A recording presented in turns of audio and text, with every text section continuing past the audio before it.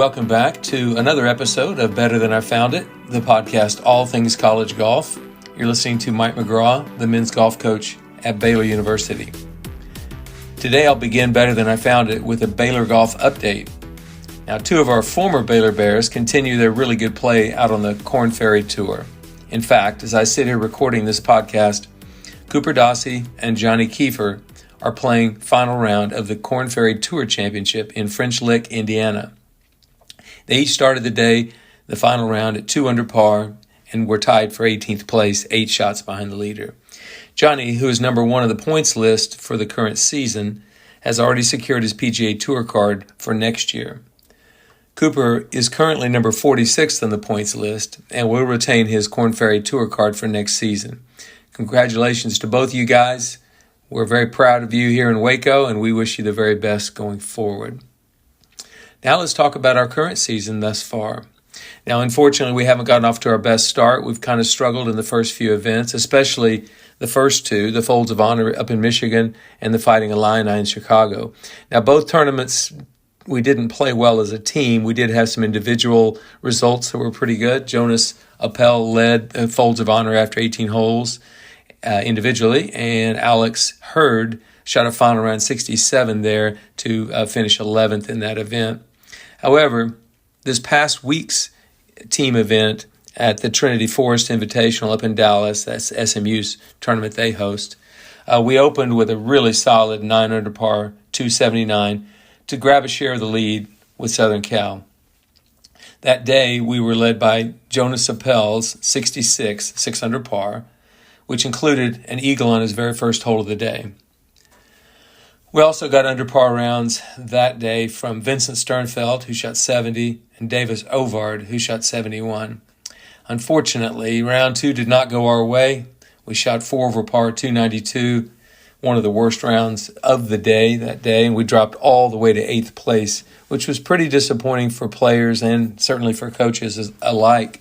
Wasn't what we were wanting to do. We were hoping to stay in contention to maybe win our first tournament in a while. Didn't happen, and so then it became a matter of just playing for pride the final round. I kind of challenged the guys to do that. We're setting the stage for the next tournament, finish on a good note, and we can be in good shape for that next tournament. But we did play a lot better. We shot 5 under par. I think it was the 4th best score of the final round. Vincent Sternfeld, the sophomore from Stockholm, shot 69. Alex Hurd shot a 70. Jonas Appel, 71. He finished tied for 12th individually. Sam Dossie had 73, and Davis Ovard 74 for the final round. So our 5 under par, 283 moved us all the way up to 6th place from 8th, which was much better. The finish was kind of extraordinary. Alex Hurd had birdied holes 16 and 17. Sam Dossie had a couple late birdies. Jonas Appel and Vincent Sternfeld both birdied 16, 17, and 18. All of that to say we moved from 8th to 6th. Southern Cal won the event, tied with Rice, and 1 shot back with South Alabama. So still not our best tournament, but certainly a great step in the right direction. I felt like the guys took the challenge I gave him after round 2 and did something with it the final round to end on a good note and kind of give us a little bit of momentum as we head to what will be one of our toughest tournaments of the fall, the Clerico at Southern Hills in Tulsa, hosted by Oral Roberts University. Obviously, I can't hide my excitement about being back at Southern Hills. I love that place. But it's also a really good field. Oral Roberts is hosting. We will be there. New Mexico, Washington, Oklahoma State, Missouri, Auburn, Marquette, Arizona, Texas Tech, Northwestern, and SMU. So a really, really solid field. And as I said, it's hard for me to contain my excitement about going back to Southern Hills, a host to multiple U.S. Opens and PGA Championships, among other major amateur and professional events through the years. I always tell my players, when you play a golf course like that, Southern Hills, or when we go to a place like Prairie Dunes up in Hutchinson, Kansas, or Olympia Fields in Chicago, I always tell my players, when you play a golf course like that that's hosted a major championship, if you're paying attention, you'll be a better player after 3 competitive rounds at that golf course, and that's certainly true for Southern Hills. We have three players who actually played in the conference championship at Southern Hills last April. That's Vincent Sternfeld, Jonas Appel, and Davis Ovard. And also Sam Dossie was subbed in the final round and shot a really solid 73 there at Southern Hills. Golf course played really, really hard. It normally does in April. It won't play easy this fall, I can tell you. In the fall, the greens can generally be firmer and faster than they'll be in the summer at Southern Hills. So it's just a great test of golf, an exciting place to go, a historical place to go, and honestly will tell you a lot about where your game is, will teach you a lot about your game, and will always be a good test. It doesn't matter what day you're playing it. Southern Hills will be great. So we're thankful that Oral Roberts is going to allow us to come back to that event. Really excited to go to Southern Hills. In fact, our schedule this year, in the fall and the spring together, we have 6 courses on our schedule that have hosted either major championships or PGA Tour events or a live event or a major LPGA event. So we play some golf courses that have hosted championships, and I'm excited. And I remind my guys that these opportunities to play great golf courses like this are not to be taken for granted ever. You're always thankful that you have an opportunity to go play a championship golf course. It's one thing to shoot low scores on an easy golf course, but to be able to do that and test your skills on a championship course, that tells you a whole lot about yourself. And it will also help you progress your career, there's no doubt. So always be thankful and grateful for opportunities like that. I remind my players of that all the time. You know, on this podcast, I talk about gratitude a lot.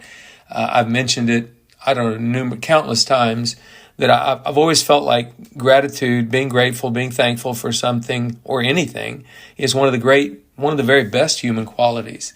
It reminds us that not everybody has what we've got, and not everybody always does. And so I'm very thankful for, having had a career in coaching, where I've been, what I've been able to do. Very, very thankful for that. And I think gratitude when it comes to college golf really needs to start with the coaches, regardless of the results. And ours haven't been very good early this season, but I'm very thankful for the players we have this year and every year at Baylor for that matter. I'm grateful for the way that they have represented Baylor the last 12 years, and especially the way they've handled the adversity of our poor results this year so far. As a coach, you really need to be grateful that your players are there. They challenge your skills as a communicator, as an amateur sports psychologist, as a friend, as a mentor. Our players are there for a lot of reasons, but those are some of the things they'll do for you. But they also give you an opportunity to have a job. If it wasn't for our players, I wouldn't be doing what I'm doing. So I'm very thankful for that. Talk about gratitude. It's been documented, my story of leaving Oklahoma State and how I was let go. It's been documented in several places, one of them being my book, Better Than I Found It, that I wrote several years back. I had coached as the head coach at Oklahoma State for 8 years. We'd had quite a lot of success, but not as much in the past, the final 2 years there at Oklahoma State as we had the first 6. And when Mike Holder let me go, it was a punch in the gut, and that has been well documented. I certainly wrote about it in my book, that was a punch in the gut. It didn't feel good. Nobody likes being fired. No, that's not a good feeling for anyone. But I also recall it occurred to me almost immediately, that I needed to thank Mike for having given a high school golf coach an opportunity back in 1997 to go to work for him. I mean, he was an iconic coach, one of the most successful, if not the most successful coach that ever coached in our game. And for him to have given a high school coach that opportunity to work as his assistant for many years, and then to have hired me when he became the athletic director, to have hired me as his replacement at Oklahoma State, was an honor. Honestly, it was great. And it advanced my career in untold ways. And to not thank him, to be ungrateful, would have been a slap in the face. And that's not the way I wanted to finish my time at Oklahoma State. So the first thing I did was thank him, shook his hand, appreciated that. And I did immediately move on. And within 45 minutes of the announcement, I'd already accepted a position to go to work as Jay Sewell's assistant coach at the University of Alabama. I wanted to stay in the game. I wanted to stay in coaching. And when he found out I'd been let go, that's the first thing he did was call me. and gave me that position. So I was very thankful for that. But if you fast forward, and I'm going to read directly from Better Than I Found It in chapter 26. If you fast forward a year and a half later, when I was at Baylor working my first week, and it just suddenly occurred to me that this is a great opportunity that I have, and I'm certainly thankful for it. So I'll read directly from page 207 in my book. When Baylor Athletics Director Ian McGraw called me about the position at Baylor, it seemed like a perfect fit for me. My wife, Pam, was from Houston, so she would be near family. I would also be close to my family, most of who lived in Oklahoma. I was returning to the Big 12 Conference, which I knew very well. Waco is a geographical center of Texas, and Baylor's Christian mission was intriguing to me. Finally, I was excited to be back in the saddle again, anxious to begin developing a team, not to mention Baylor's offer was more than appealing. Sitting at my desk during that first week of school, however, I realized that I had one more thing to do before I could really move on to this next chapter of my career. I got out some Baylor stationery and began writing.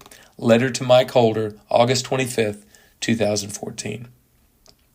Dear Mike, I'm in my office this morning preparing for our first team meeting this afternoon, and it occurred to me that I wouldn't have this opportunity if it had not been what you had done for me back in 1997. I always knew that you were reluctant to hire an assistant, but you hired me anyway. When I left Stillwater, I never properly thanked you for all you taught me through the years, things I use every day, so thank you. I hope you know that I always held in high regard all you were able to accomplish as a coach, and I always tried to maintain the standard of excellence that you set. My final 2 years at OSU were painful, as I felt I'd let a lot of people down. Always know that I gave it my all every day. Thank you again, Mike, and best of luck to the Cowboys going forward. That's the letter I wrote to Mike when I first got to Baylor and really realized, I am truly grateful for all he did for me to advance my career. And I wouldn't have been sitting in the desk as the head coach at Baylor if it hadn't been for what Mike did for me back in 1997. Again, gratitude, it heals a lot of wounds, and it pushes you forward in ways it's hard to quantify how it pushes you forward. And forgiveness is one of the greatest things you can do for another human being. It takes the burden off you as well. And so for me to be the kind of coach I hope to be for the Baylor Bears, it was incumbent upon me to make sure that Mike Holder knew I did appreciate everything he had done for me. I was moving on, and I was ready for my next opportunity. A lot of players through the years have, once they've gone on and into either professional careers or just careers in the business world and started families and whatever, they look back on their time in college with great fondness and also great gratitude just for the opportunity to have done it. I was able to coach. Bob Tway played golf I didn't coach Bob, but he played golf at Oklahoma State, was the Fred Haskins Award winner, and went on to win a major championship and I think 7 other PGA Tour victories. But Bob's son, Kevin, played for me in the 2000s, 2007 through 2011. And Bob would come up to Karsten Creek occasionally. He was at tournaments frequently, and we saw him a lot. He was still playing professional golf at the time. And I'll read directly from my Stuff That Works journal. Bob Tway played on 2 NCAA championship golf teams while at Oklahoma State, 1978 and 1980. He told me on more than one occasion that those 2 team championships meant as much to him as the 1986 PGA Championship that he won in dramatic fashion, holding a bunker shot on the 72nd hole to defeat Greg Norman at Inverness. And he told me, actually, I would trade any professional win for at least one more NCAA title. And when I look back on that, that's what kind of made it so painful that Kevin played for me 4 years. He was a 4-time All-American, and we finished 4th, 2nd, 5th, and 3rd in Kevin's 4 years. We never were able to get a title, and I always wanted to do that with Kevin, and I know Bob really, really wanted that. But Bob looks back on those days at Oklahoma State with incredible fondness. His teammates that he still is lifelong friends with those people. And I mean, that's quite a statement to say that he would trade a PGA Tour victory for another NCAA team title. So he's going to trade an individual accomplishment for something that a team accomplished. That's extraordinary to me, honestly. Early on in my head coaching career at Oklahoma State, I would occasionally have former players come and speak to our guys. And one fall, I had several former players back to talk to the players about life on tour, about practicing, about training. And I told my players to be ready with questions to keep the discussion going. One of my players, and we'll call him Jimmy, he was only a freshman at the time, asked the group of players, don't you think that college slowed your progress as a player? I mean, don't you think all of this studying just gets in the way of becoming a great player? That was his question. And Bo Van Pelt, who literally he's won on the PGA Tour, he's now on the Champions Tour, great player, was a top 10 machine for years, raised his hand and said, Coach McGraw, I've got this one. And he looked at that boy and he said, Jimmy, you're an idiot. You have no idea how great this time of life is. You need to use this time, which is the best 4 years of your life, to grow and develop your game. You'll make friends for life. You've got it all wrong, Jimmy. Heck, if the USGA, the NCAA, and the PGA Tour would allow it, I would go back to college right now, today, and play for Coach McGraw. And I thought that was quite a statement that Bo made right there to that young freshman at the time. And gosh, I could have used Bo at that time. He would have been great as a transfer on the team. But his time at Oklahoma State meant that much to him. And not many people know this, but after playing about a year and a half, Bo actually stepped away from college golf. He told Coach Holder, I'm just not, I'm not in it right now. This is not me. I'm going to take a step back. And he joined a fraternity and just started living the normal college life. And it took one semester, and he was in Coach Holder's office, and he was talking to him about how he had made a mistake and he wanted to come back and play. And Mike Holder was smart enough to know that he needed that boy back on the team. And Bo eventually became a first-team All-American and went on to a great professional career. But that college experience and playing for Coach Holder and playing with all those great players and playing on teams that won conference championships meant so much to Bo that he wanted to tell my freshmen when I was coaching at Oklahoma State, you got this all wrong. This is the greatest time of life. You're never, ever going to find anything better than this. You better enjoy it, and you can develop your game in college, so don't look past this. And, as one of my players later told me, he said, and it was Johnny Kiefer, who's now number one on the Korn Ferry Tour points list that I just told you about earlier.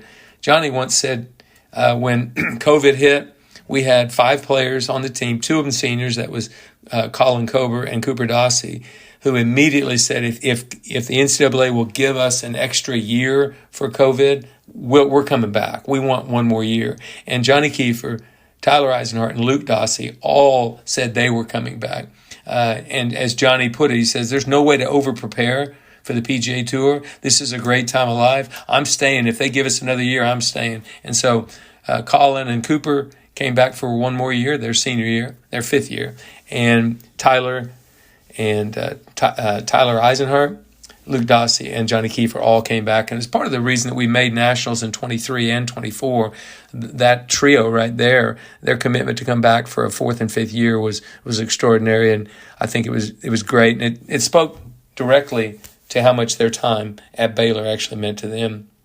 I look back at another Oklahoma State player that I coached, and that was Ricky Fowler, who was easily one of the best players in college golf.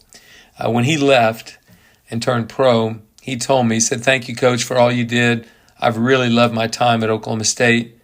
And just so you know, I'll be wearing orange on Sundays on the PGA Tour one day. And I think as we all can plainly see, Ricky kept to that and has honored Oklahoma State. Every time he tees it up on a Sunday, he's in some form of orange to honor his time at Oklahoma State, his commitment to Oklahoma State, his love for that university. And, I always appreciated that, respected that, the fact that he would do that.